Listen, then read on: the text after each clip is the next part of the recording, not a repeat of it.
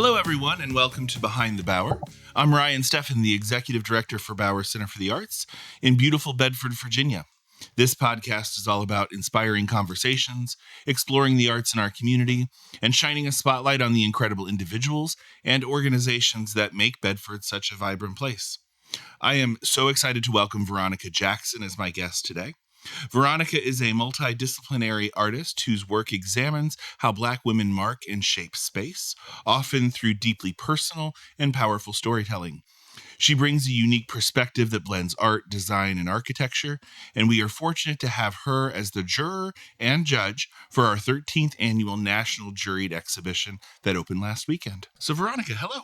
Hello. Hello. I got lost on my script already. That's okay. That's good. So, tell us a little bit about yourself. We'll start there. That's such a big question, right? A little bit about myself. I am an architect by training, a museum exhibit designer by profession, and a visual artist by true love and vocation, right? That's my love. And it took me many decades to finally realize that making art, explaining the visual, right? Exploring my story through visual culture. It took me a minute to kind of get to that's what my purpose is. Sure. So I call myself a cultural historian, also a culture producer, right? As a visual artist, and also like a public historian, because I love telling stories about the things that little known facts that people don't know about through visual culture. Yeah. Cultural historian. Tell me what you mean by that. It's a combination of like a culture producer and a public historian. So a cultural historian I see as someone who is like unearthing these cultural elements that we have as human beings, right? And more specifically as Americans and what that means. And so unearthing those things, researching the archive to look into the elements that we've done as Americans, since the birth of this country. And then visually, how it's been visually represented. But then also how you then explain that to people. Because I think that in this country, especially, art isn't taught well, right? As a human being, we all create, right? And so I think that this whole element of creative culture, creative beingness is not necessarily taught well. And we don't make the connections in this country between visual culture and just being. So I'm kind of rambling, but that's what these podcasts are. They're conversations right. to dig into what we're thinking. So it's this whole element of like, how do you explain the visual? Okay. Because visual culture really matters, right? Yeah. What we see, what we put on our landscape matters, especially for anyone who's felt othered, right? Yeah. So it's this whole element of recognizing these things that have been detrimental to us visually sometimes, right? The advertising industry knows this, right? Because they put out these things that are going to make you, it's going to tantalize you or make you want to be that person, right? Absolutely. I mean, they manipulate you for sure. Exactly. So once you understand that and you can pull back the curtain on that wizard, then you can understand how you've been manipulated. Yeah. Right? Let me back up real quick. Yeah. You mentioned something that I'd love for you to dig into. Yeah. You said you don't think art's been taught well. How would you like to see that change? I would like for people not to be afraid of art. Right? Because yes, you have some contemporary art that, curators make it so much bigger than what it really is. Right? And so it's this whole element of like understanding that visual art, and I'm saying visual art because they're all branches of art that we're not talking about. Sure. Right? Yeah. We're talking about the visual. The visual. So visual art, if one understands that what you see is your interpretation of it as well, right? So it doesn't have to be more lofty or more deep than maybe it's just an apple on a tree, right? Sure. As opposed to talking about, the gravity of, the shape of the apple and the color and blah, blah, blah. It's like, it's just sometimes it's just what it is. Now, at the same time, there are pieces of art that are incredibly layered and tells multiple stories. Sure. And so this is where I talk about art being taught well, to allow people to know how to dissect the visual. Yeah. That's interesting. It's fun to talk to some artists sometimes where you ask, did you mean this? And they're like, nope. Right. Same thing with writing. I was a Right. writing teacher for 20 years. And as an English teacher, we had taught kids for so long to dissect and find the meaning underneath things. Right. And sometimes it wasn't there. Right. That doesn't mean that the story is not important. Right. I think the artist's story is just as important as the viewer's story. Absolutely. And what they bring to that piece and what they bring to that understanding Absolutely is huge. Yeah. And one of the things I think a former artist had mentioned that I loved was that I just want people to stop and look at it. Sure. Exactly. And look at it for a long time. Mm-hmm. Don't look at it like you're shopping. Mm-hmm. Don't look at it like you're at Bed Bath & Beyond trying to find something to go over your fireplace or your sofa, but to really look at it and see what it says to you. Absolutely. And which is a good segue into one of your questions for me about why I chose what I chose for the jury or the judging. And it's because what spoke to me, right? And there were certain pieces of art that just stopped me in my tracks. And I wanted to delve deeper into them. I wanted to look at them more. Now, granted, I'm also looking at these things on a photograph, online. And then you have to interpret in some ways, what this thing may be. Right. How does this affect us? Yeah. Yeah. Oh, the train? Yeah. Yeah. I think it's in the background. I think everybody who knows these podcasts know that they happen. Okay. Okay, great. But anyway, I also want to get back to something you said about, people interpreting or understanding or looking at art. Mm-hmm. And yes, sometimes an artist, you ask an artist, is that what you meant? It's like, no, but that's okay. You as visitor, that you read into it that way. Right. And with that said, for me, I graduated from a program of visual and critical studies. That's what my master's degree is in. And that is the reason why I provide interpretive labels for all the artwork that I make, because I tell the visitor where it's coming from to give them kind of like an entree or an introduction to my practice and how they could kind of think about this. Yeah. But it's not the only way to think about it. Right. Yeah. We're going to come back to talking about the exhibit, but I want to talk about you as an artist first. All right. So you have a very unique voice. I love looking at your stuff. I love showing people your stuff in your studio and around your studio. Tell us a little bit about the art that you create. The art that I create is definitely autobiographical. That's the foundation of it, but it's also speaking to, as I say, anyone who has ever felt othered. And when I say othered, I mean, it's like you're not the dominant culture. You have been, as an African-American woman, I talk about the plight of being a Black woman in America. I talk about the invisibility that has been enacted upon my being as well as my peers. I talk about the hypervisibility or the exaggerated visibility. This is when people say you look like Whoopi Goldberg, right? Mm-hmm. That's the hypervisibility. You're putting on a trope, or you're claiming someone else on my being, right? Because that's what your familiar is, right? And I also talk about devaluation, right? So it's the whole element of what is my value, what is my worth, how it has been devalued historically, and also just culturally, right? So all of these kind of lofty kind of goals I talk about and I visualize in my practice. I use my predominant medium right now is silk screening because I love print work. Mm-hmm.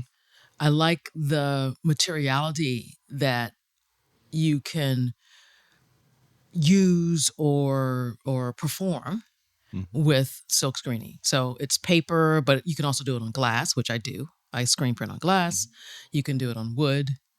So I like that I can take this one medium of printing, silk screening, but use various materials and various kind of like disciplines as I do it. And I also play with color in the sense of Black. So it's Black on Black is a lot of the work that I have. So I talk about Black women's invisibility by rendering Black ink on Black paper, right? And then I sift a layer of extra fine glitter, Black glitter, on these things to bring out the bling, to bring out the reflectivity of the artwork or the person or the subject. Yeah. It's, I invite anybody who's listening to come take a look, even at the work just outside of Veronica's studio at the Bauer Center. It's remarkable. Thank you. It's one of those things. I'll be honest, I didn't get it at first. And then I stopped and looked at it and I was like, Ryan, you're stupid. You should have gotten this way No. longer than you did. But it is, when I give studio tours, I love to talk about what you do, at least to the best of my ability, and then invite them to come see you. Sure. I say she's here a lot. Yeah. And if the door is open, knock on it, because she'll talk to anybody about her work and her love and anything under the sun. Yeah. So, Veronica, you are the judge and juror of the 13th Annual National Juried Exhibition. Yes, that's a mouthful. That's a mouthful. It's a lot to say. So for anybody who's listening who doesn't really even know what a juried show is, just explain it for us real fast. So a juried show is like a curated show. But the great thing about a juried show is you get to discern, you get to look at, decide what pieces of art I want to have in the show, right? So as a juror or curator, I am selecting pieces of art from the plethora of, visual art that was sent into the application process. Right. So all the art wasn't sent to the Bauer because then that would be a non-juried show. Right. And I say that to say that part of a juried show is you're looking at images of the artwork as opposed to the actual artwork. So you have to take a lot of things into consideration when you're jurying a show. The image, artists should always take great images of their work because jurors sometimes are going through things really fast. The great thing about the Bauer, it's a smaller institution. It's a smaller kind of like selection. So I'm not whipping through a lot of images at one time, right? So look at the image, but also you have to acknowledge the size of the piece. So even though I'm looking at something that's, 1 inch by 3 inches as an image, the actual piece may be like 3 feet by 4 feet, right? Right. So it's all these things one must take into consideration when you are jurying a show. But basically, it's just selecting. You're selecting the artwork. Yeah. I think one of the most interesting parts of jurying a show is you don't know what you're going to get until it's in front of you. Right. And then it emerges. Like it then becomes the creative process for the juror. Sure. To figure out like what is this show? What is the story I wish to tell with this show? Exactly. And I know you and I have talked several times about story, and you said, we were talking about where pieces were going, and you're like, that doesn't follow the story. Right. Do you want us to know the story, or is this just Veronica's story? No. I mean, I have no problem sharing the story. Okay. But if someone comes in and if they understand the story without me telling them, that is a plus for me because that means that I was clear about what the story is. But, once again, one can make up their own story about it. Sure. I'm just giving them the foundation. So the story is basically, and that's part of the jurying process because it's not like it's all paintings or it's all sculpture. Right. And the way that my mind thinks, I have to put things into categories in order to order it. Because in some ways it's very chaotic. Right? Yeah. Oh, yeah. And I don't mind chaos. I just need to order chaos. Right. So the whole piece of like ordering the chaos was for me to think about the pieces that I'm selecting and putting them in the categories of painting, sculpture, photography, 3D ceramic pieces, or even textiles. I think you hit on something really important that I think anybody who's ever sending pieces into a juried show should remember is that, it's not just necessarily the work by itself. Right. It is how does it fit into the bigger picture? How does it fit into the story? You've not told me the story. What it did make me do, and this is why I don't want you actually to tell us the story, I don't believe. Okay. What it made me do is look at the pieces and think about the progression. Sure. And, you talked about how you hung the tags in a certain place. I noticed that because it makes my eyes follow things in a certain direction. And then it made me pay attention to why. Why was this piece first? Why did the next one come? Yeah. How does that begin to develop a story? My story might be different than yours, as you mentioned. Absolutely. But I think it's really important to know that there is a story. Yeah. I think the biggest question our visitors maybe need to know is which room does the story start in? Doesn't start in any room. Doesn't start in any room. Okay. Right. I didn't know if it mattered. If you've not been to our galleries, we have 2 galleries. There's one upstairs, the Sarah Broughton Gallery. It is the old chapel. It's large. It's kind of cavernous. In the daytime, it's very, very bright as long as it's sunny outside. And then the Terrace Gallery, much more intimate, much darker. And hard, actually, too. A difficult gallery. Yeah, but hard in the sense of surfaces. Yes. Right? It's that, what's that floor? Tile? It's old asbestos linoleum. Okay, right. But it reads really hard. Yes, yeah. Between the concrete walls and Yeah. the hard floor and the very industrial painted ceiling. Yeah. You know, it's almost like the 2 galleries have very different personalities. Absolutely. Yeah. How much did the gallery space specifically affect your choices when you were picking pieces? A lot, because as an architect, right, I understand and discern is not the right word, but I read visual spaces, or I read spaces, right? And also as an exhibit designer, it's the same thing, right? It's telling the story, but it's also telling the story in an environment, right? In a museum, in a package. So for me, it's also the height, right? The ceiling height of the Terrace Gallery is much lower than the Broughton Gallery. So of course, I didn't want to have really tall pieces in the Terrace Gallery because they would just get eaten up, right, by that gallery. And they would just feel so like tight and restricted and constricted. While the bigger pieces need to be in the Broughton Gallery, which is the high ceilings. What's that, like 20 feet or something? It's probably even higher than that in the Broughton Gallery. So large ceilings to allow the artwork to breathe. Because the way that I look at artwork, it is a living thing, right? It's telling you a story. It is a breathing element that wants to just like emote all of its kind of like feelings out into the public. So I don't want to restrict it unless it's a piece that an artist wants to have restricted, right? But, and you didn't necessarily ask this question, but I'm going to segue. Go for it. About like talking about juroring and looking at art. And that's what I do a lot. And I'm making this connection to, I know some of the artists that showed work. It's like, show the work. And I didn't pick them because I know them. I picked them because I liked the work, but I knew who they were. Because I've been following their practice. Sure. And so when I see an artist that does an artwork that's so different from what they usually do, that excites me, right? And that's another reason why I chose work. So it's this whole element of like understanding what you're looking at. And that's what I meant about going back to art not being taught well, because we're not teaching people how to look at art. That's the piece. And so once you kind of learn how to look at art, then that just makes you think, and it broadens your perspective about what you're looking at. Yeah. I mean, that was a big segue, but you know. No, and I feel like we need to do another whole podcast at another time about how to look at art. Absolutely. Because I think that is a bigger question than we can delve into in like the last 5 or 10 minutes that we have left here. Sure. But you know, I think it's an interesting whole concept that we don't always talk a lot about. Right. For so many people, art is beautiful first. Or ugly. Or ugly. Yeah. And they make that quick decision and then move on to the next one. And so I love that we talk about how you just look more deeply at it. Absolutely. So moving from juried, you've selected this whole body of work. Now you're tasked with a second part, which is to judge that. Yes. I know the results.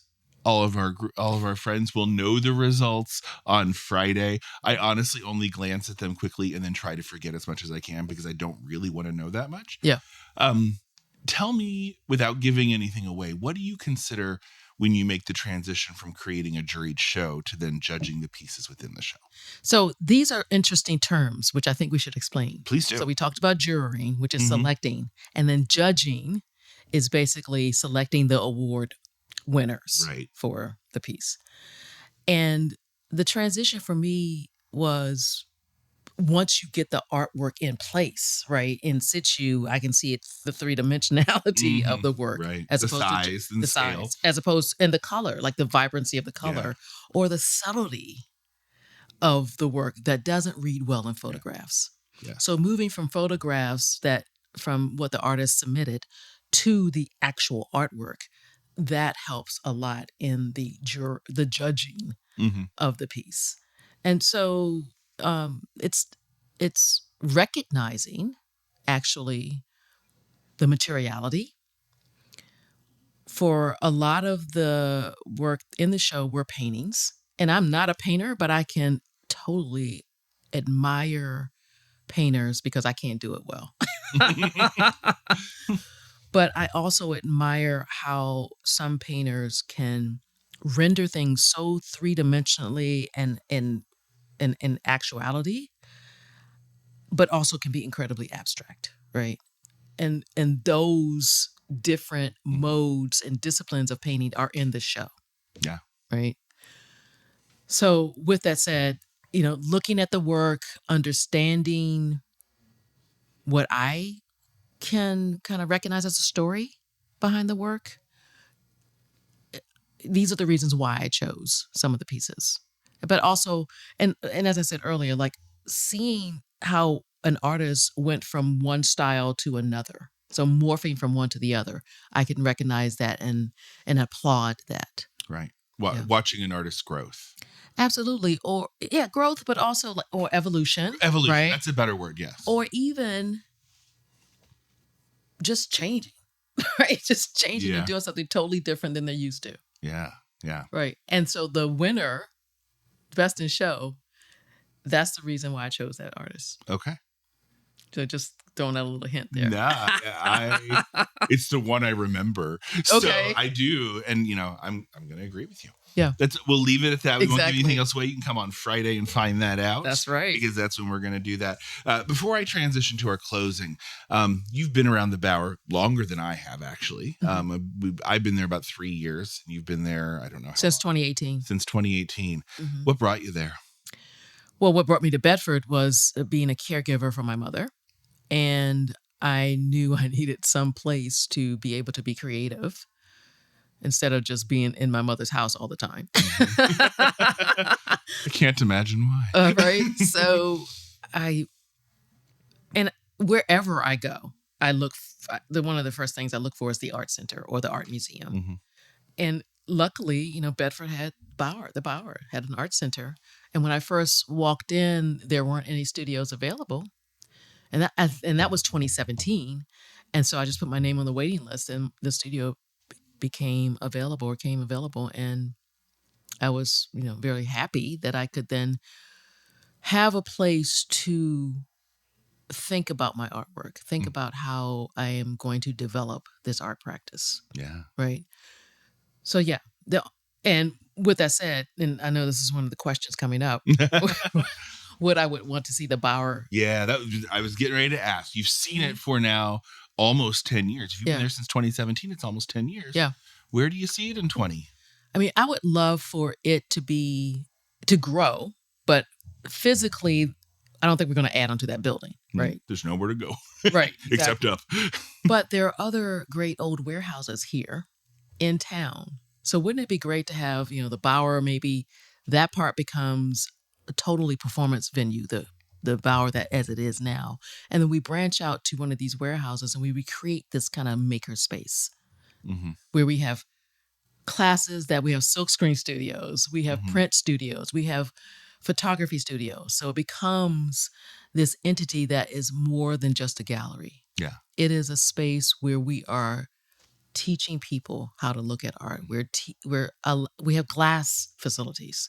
So it's this whole element of just creating this high octane artist space where you can come and learn how to make things besides the ceramics, which is great, but just expanding the disciplines. Sure. I mean, the maker space of the Bower Center is very small. Right. And as it grows, we find ourselves taking over spaces in the gallery and trying to make in spaces that we're not necessarily equipped for making. Right.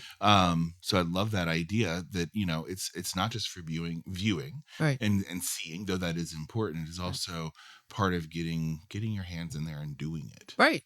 Right. Exercising that creativity that we all have as humans. Yeah. Yeah. We could take over Beals. How about that? We could. We could. I know a guy who owns it. Yeah, exactly. I don't know a guy who has the money for it. Right, well, but we could try. We can find that. Yeah. So two questions that I always like to ask kind of at the end of the podcast. Lots of people in this town have an affinity to that building and they have a favorite spot. Your studio is not allowed to be your answer because that's the obvious answer. What is your favorite spot in the Bauer Center, and what time of day is it your favorite spot? Wow, that's a really good question. I think it's definitely not the Terrace Gallery because it's just way too It's cold. that floor. Yeah, it is. I may have to say it's the area outside by the new deck. Can I go outside? Absolutely. Yeah, I think it's that porch. So if people are familiar with the Bauer, it's not the front door, it's the other door nearest to the sign, to our backlit sign. That porch is just a nice little cubby. Yeah. So definitely in the more temperate climates, time of the year, it's really nice to sit out there. Yeah. And the deck is a lovely improvement. Yeah. But even in the winter, because of that awning, you could just sit there put your big coat on and sit there and look out at the street. Right. And it's a busy intersection. Watch Bedford go by. It really is. Yeah. That intersection gets a lot of traffic. It does. And a lot of people glance at that big pink building. Right. Yeah. Salmon. Sorry. And the marquee, right? So, there's something. I'd love to do a piece of art with that marquee. But we can talk about that. I think I'll close this with one of my favorite questions. And I feel like for the last half hour, you've probably danced around this answer anyway. But why do you feel that art is important? Art is a human expression. And it is the way that we exercise our demons. It's the way that we emote. It's a way that we show love. It's a way that we tell a story. So I think that every person should be availed to the ability or the opportunity to make art. Yeah. And not be encumbered by the idea that I'm not good at it. Right. Or that's ugly. It's like, some art is meant to be ugly. Yeah. But to me, it's much more about the process than it ever is the final product. Sure. Yeah. Yeah. Perfect. Well, I see that we're running out of time here, so I'm going to close things up. So thank you so much for joining us, Veronica. You're welcome. As I mentioned, she is the juror and the judge for the 13th Annual National Juried Exhibition. That is currently open in our galleries and will be until November 15th. Our gallery hours are 11 a.m. to 3 p.m., Tuesdays through Saturdays, and admission to those galleries are always free. We will host a public reception for this exhibit on this Friday, October 24th at 5 p.m. At this reception, Veronica will offer some commentary about her exhibit and then announce the panel of winners that she has selected. Everyone is invited. And please don't forget, there's always something happening at Bauer Center for the Arts for people of all ages. So New Standard Bluegrass will be joining us on November 15th, and tickets are still available for this concert, but it usually is a sellout, so make sure you get them now. Our annual Mistletoe Makers Market will be on Small Business Saturday on November 29th. Tickets are just $2 or a donation of art supplies for our free little art gallery. There will be over 30 artisans showing off their wares, plus a caricature artist and Santa and Mrs. Claus. And then we have our final Cab Kids Family Art Day following the Christmas parade on December 6th. We'll be making Christmas ornaments and have build your own hot chocolate bar.